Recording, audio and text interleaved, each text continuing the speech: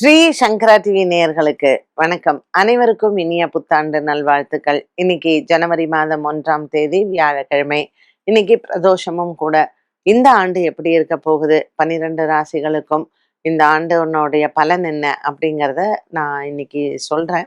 But ஆக்சுவலா பார்த்தோம்னா நம்மளுடைய ஜோதிட சாஸ்திரப்படி ஜனவரி 1ஆம் தேதிக்கு பலன் அப்படிங்கிறதே கிடையாது.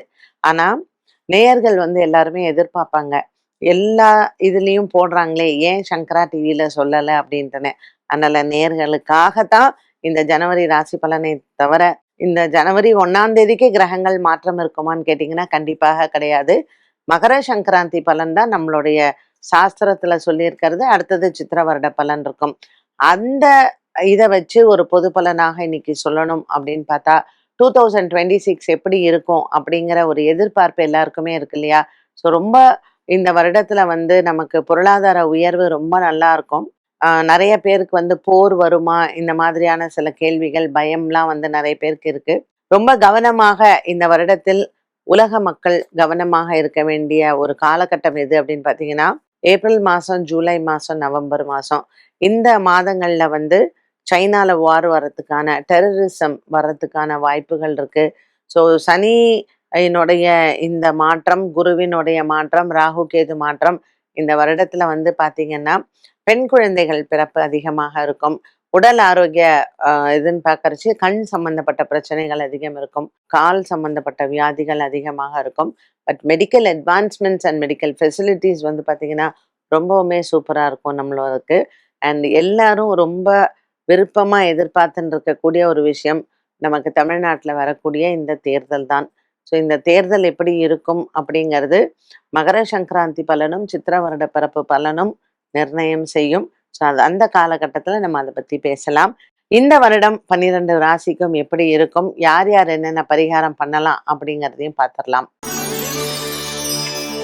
மேஷ ராசி நேயர்களுக்கு 2026ஆம் ஆண்டு மிகவும் ஒரு அமோக பலனாகவே இருக்கும். 7.5 சனி காலகட்டமாக இருந்தாலும் கூட மேஷ ராசி அன்பர்களுக்கு வருட ஆரம்பமே பாக்கியத்தில் ராசிநாதன் இருப்பது ஒரு பெரிய பிளஸ் அப்படின்னு சொல்லலாம். 2ஆம் இடத்தில் தனஸ்தானத்தில், குடும்பஸ்தானத்தில் சந்திரன் உச்சபலம் பெற்றிருக்கிறார். ஸோ மேஷராசி அன்பர்களுக்கு இந்த வருட ஆரம்பமே மிகவும் அமோகமாக இருக்கும். ஜூன் மாதத்திற்கு மேல் குரு பகவான் உங்களுக்கு 4ஆம் இடத்திற்கு செல்கிறார். வீடு வாங்கக்கூடிய யோகங்கள் ஜூன் மாதத்திற்கு மேல் வருவதற்கான வாய்ப்புகள் அதிகம் உண்டு. மேஷராசி நேயர்கள் இந்த வருடத்தில் அம்மன் ஆலய வழிபாடுகளை செய்யலாம். ரிஷபராசி அன்பர்களுக்கு தனஸ்தானத்தில் இருக்கக்கூடிய குரு பகவான் 3ஆம் இடத்திற்கு அவர் போகிறார். ரிஷபராசி அன்பர்களுக்கு உண்மையிலேயே நல்ல ஒரு முன்னேற்றமான காலம். உங்களினுடைய முதலீடுகள் அனைத்தும் இந்த வருடம் இரட்டிப்பாவதற்கான வாய்ப்புகள் அதிகம் இருக்கும். ஸோ பங்கு சந்தையின் முதலீடுகளும் லாபத்தை தரும். ரிஷபராசி அன்பர்களுக்கு குடும்பத்தில் பிள்ளைகளுக்கான திருமணங்கள் மற்றும் குடும்பத்தில் மன அமைதியும் நிம்மதியும் உண்டு. பணப்புழக்கங்கள் அதிகரிக்கும். வியாபாரங்கள், தொழில் சார்ந்த விஷயங்களில் வெளிநாடு சென்று வரக்கூடிய யோகங்களும் நிறையவே ரிஷபராசி அன்பர்களுக்கு உண்டு. வெளிநாட்டில் நீங்கள் வேலை செய்து கொண்டிருப்பவர்களுக்கு எந்த விதமான அச்சமும் தேவையில்லை. அங்கு வேலை செய்யக்கூடிய பாக்கியம் தொடரும். மிதுன ராசி நேயர்களுக்கு இந்த வருடத்தில் புதிய மனிதர்களின் சந்திப்பு நல்ல ஒரு வெற்றியை தரக்கூடியதாகவே அமைகிறது. மிதுன ராசி நேயர்களுக்கு பல நாட்களாக இருந்து வந்த கனவுகள் நிறைவேறும். இந்த வருடம் மிதுன ராசி அன்பர்களுக்கு தன லாபங்கள் அதிகரிக்கும். புதிய வேலைகள், புதிய வேலை வாய்ப்புகள் அனைத்தும் உங்களுக்கு நல்ல ஒரு உங்கள் முயற்சிகளுக்கு வெற்றி தரக்கூடிய வருடமாகவே அமையும். திருமண நிச்சயிக்கிறது மற்றும் திருமணம் சார்ந்த விஷயங்களில் இருக்கக்கூடியது அனைத்தும் மனதிற்கு நிறைவை தரும். 2ஆம் இடத்தில் குரு பகவான் உச்சபலம் பெற்றிருப்பது மிதுன ராசி நேயர்களுக்கு இந்த வருடத்தில் அமோகமான நன்மைகளும் காத்திருக்கிறது. இந்த வருடம் மிதுன ராசி அன்பர்கள் பெருமாள் ஆலய வழிபாட்டை செய்யலாம். கடகராசி அன்பர்கள், ராசிநாதன் சந்திரன் உச்சபலம் பெற்று லாபத்தில் இருக்கிறார். வருடத்தின் ஆரம்பத்தில் கடகராசி அன்பர்களுக்கு நல்ல ஒரு மனசுக்கு நிறைவையும் சந்தோஷத்தையும் கொடுக்கக்கூடிய வருடமாக இருக்கும். கடன் பிரச்சனைகள் தீர வழி பிறக்கும். 2ஆம் இடத்தில் கேது, 8ஆம் இடத்தில் ராகு, இவர்களினுடைய சஞ்சாரம் கடகராசி நேயர்களுக்கு இந்த வருடத்தில் நல்ல ஒரு மன அமைதியை கொடுக்கும். பிரிந்த குடும்பங்கள் ஒன்று சேரும். வருட ஆரம்பத்தில் 6ஆம் இடத்தில் இருக்கக்கூடிய கிரக சேர்க்கை லட்சுமி நாராயண யோகத்தை கொடுக்கும். கடகராசி அன்பர்களுக்கு இந்த வருடத்தில் பிரயாணங்கள் அதிகரிக்கும். கடலோரத்தில் இருக்கக்கூடிய சிவன் ஆலய வழிபாடுகள் சிறந்தது. சிம்மராசி நேயர்களுக்கு அஷ்டம சனியினால் இந்த வருடத்தில் சில மனக்குழப்பங்கள் அவ்வப்போது வந்து போகலாம். முடிவெடுக்கிறதுக்கு முன்னாடி நீங்க இந்த வருடத்தில் ஒரு தடவைக்கு 2 தடவை யோசித்து முடிவெடுப்பது நல்லது. குடும்பத்தில் திருமணமானவர்களுக்கு குடும்ப வாழ்க்கையில் பிரச்சனைகளும், திருமணம் ஆகாதவர்களுக்கு திருமணம் தட்டி போவதும் இந்த வருடத்தில் உங்களுக்கு நீங்கள் பார்க்கலாம். இந்த வருடம் நீங்கள் நவகிரக வழிபாடுகளும் நவகிரக ஸ்தலங்களும் சென்று வருவது நல்லது. இந்த சிம்மராசி அன்பர்களுக்கு இந்த வருடத்தில் பல கனவுகள் நிறைவேறக்கூடிய வருடமாகவும் இருக்கும். கொடுக்கல் வாங்கல் ஆகிய விஷயங்களில் இந்த வருடத்தில் நீங்கள் நல்ல முன்னேற்றத்தை பார்க்கலாம். பாக்கி இருக்கக்கூடிய வழக்கு விசாரணை ஆகியவற்றில் வெற்றிகள் உண்டு. கன்னிராசி நேயர்களுக்கு இந்த வருடத்தில் நல்ல ஒரு மன அமைதி கிடைக்கும். இந்த வருடம் குரு பகவான் 3 ராசியில சஞ்சாரம் செய்கிறார். வருடத்தின் ஆரம்பத்தில் மிதுனம் மற்றும் கடகம், பிறகு சிம்மம். இந்த சஞ்சாரம் கன்னிராசி நேயர்களுக்கு வாழ்க்கையில் புதிய குருமார்களை சந்திப்பதும், ஆன்மீக தலைவர்களை சந்திப்பதும், ஆன்மீகத்தில் அதிக ஈடுபாடு கொள்ளுவதற்கும் வழி பிறக்கும். கன்னிராசி நேயர்களுக்கு 2026 புதிய வேலை கிடைப்பது மற்றும் தொழில், வியாபாரம் இதில் சம்பந்தப்பட்ட விஷயங்களில் வெற்றிகள் உண்டு. கன்னிராசியில் இருக்கக்கூடிய அரசியல்வாதிகள் மற்றும் அரசாங்கத்தில் பெரிய பதவிகள் இருப்பவர்கள் உங்களுடன் வேலை செய்பவர்களிடத்தில் கவனமாக இருக்கவும். துலாம் ராசி அன்பர்களுக்கு இந்த 2026 பல வகையான நன்மைகள் காத்திருக்கிறது. உங்கள் எதிர்பார்ப்புகளுக்கு நல்ல ஒரு வெற்றி இருந்தாலும் கூட சில ஏமாற்றங்களும் உண்டு. பருவ வயதில் இருக்கக்கூடிய பெண்களுக்கு உங்களினுடைய கணவனாலோ அல்லது காதலனாலோ ஏமாற்றங்கள் வர வாய்ப்புகள் உண்டு.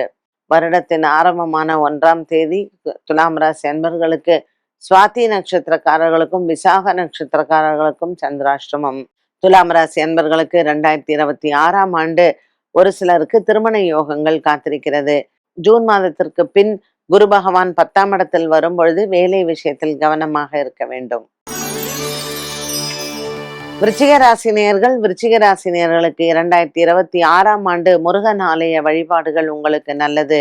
ஜனவரி மாதம் முதல் ஜூன் 2ஆம் தேதி வரைக்கும் குரு பகவான் உங்களுக்கு 8ஆம் இடத்தில் சஞ்சாரம் செய்கிறார். தேவையில்லாத சண்டைகளும் தேவையில்லாத விரோதங்களும் உங்கள் நண்பர்கள் மூலமாக வரும். ஜூன் மாதம் 2ஆம் தேதிக்கு பிறகு குரு பகவானின் மாற்றம் நன்மையை தரும். முதல் 6 மாத காலம் நீங்கள் அமைதி காப்பது நல்லது. புதிய வேலை வாய்ப்புகளோ புதிய வேலை முயற்சிகளையோ தவிர்க்கலாம். விருச்சிக ராசி அன்பர்களுக்கு இந்த வருடத்தில் பிற்பகுதி மிகவும் நன்மையை தரும். திருமண யோகங்கள், குழந்தை பாக்கியங்கள் பிற்பகுதியில் காத்திருக்கிறது. தனுசு ராசி நேயர்கள், ராசிநாதன் குரு பகவான் ராசியை பார்ப்பது முதல் 5 மாதங்கள் உங்களுக்கு நன்மையை தரும். ஜூன் மாதம் 2ஆம் தேதிக்கு மேல் ராசிநாதன் 8ஆம் இடத்திற்கு செல்வது கணவன் மனைவி உறவை சற்று குறைபாடுகளை கொடுக்கலாம். இருந்த போதிலும் ராசிநாதன் உச்சபலம் பெற்றிருப்பதனால் எந்த விதமான பயமும் தேவையில்லை. தனுசு ராசி நேயர்களுக்கு வேலை விஷயத்தில் இருந்து வந்த பதற்ற நிலை மாறும். தொலைதூர செய்திகள் இந்த வருடத்தில் உங்களுக்கு வருடத்தின் ஆரம்பத்திலேயே நல்ல செய்திகளாகவே வந்து சேரும். திருமண வைபவங்கள் மற்றும் குழந்தை பாக்கியங்கள் பெறுவது இந்த வருடத்தில் உங்களுக்கு கனவுகள் நிறைவேறும். ஒரு சிலருக்கு வீடு வாங்கக்கூடிய யோகங்கள் மார்ச் மற்றும் ஏப்ரல் மாதத்தில் நிறைவேறும். மகர ராசி நேயர்களுக்கு மனக்குறைகள் இல்லை. கொடுக்கல் வாங்கல் ஆகியவற்றில் இருந்து வந்த பிரச்சனைகள் மாறும். மகர ராசி அன்பர்களுக்கு புதிய கடன் முயற்சிகளும் வெற்றியை தரும். அலுவலக ரீதியாக இருக்கக்கூடிய பிரச்சனைகளுக்கு நல்ல மாற்றங்கள் உண்டு. முதல் 6 மாத காலத்தில் உங்களுக்கு குரு பகவான் 6ஆம் இடத்தில் இருப்பதும் பின்பு 7ஆம் இடத்தில் பார்வை நன்றாக இருப்பதனால் ஜூன் மாதம் 5ஆம் தேதிக்கு மேல் உங்களினுடைய கனவுகள் நிறைவேறும். பல குடும்பங்கள் பிரிந்தவர்கள் ஒன்று சேரக்கூடிய வாய்ப்புகள் உண்டு.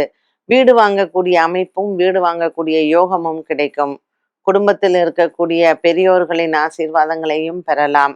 இந்த வருடத்தில் மகர ராசி அன்பர்களுக்கு ஒரு சில மனக்குறைகள் தீரும். கும்பராசி நேயர்களுக்கு முதல் 5 மாத காலம் குரு 5ஆம் இடத்தில் இருப்பது குழந்தைகளினுடைய திருமணங்கள் நிச்சயிக்கப்படுவதும் மற்றும் குடும்பத்தில் சுப செலவுகளும் உண்டு.